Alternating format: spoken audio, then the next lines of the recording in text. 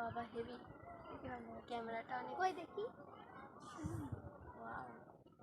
ওখান থেকে কাছেই দেখ কত দূরে এটা জুম করলো পুরো কাছে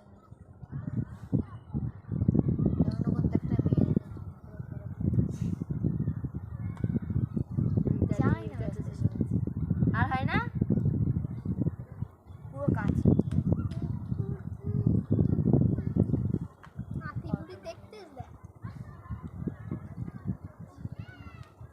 জানি না ললিপপ কেন খায় ফটোগ্রাফি করার জন্য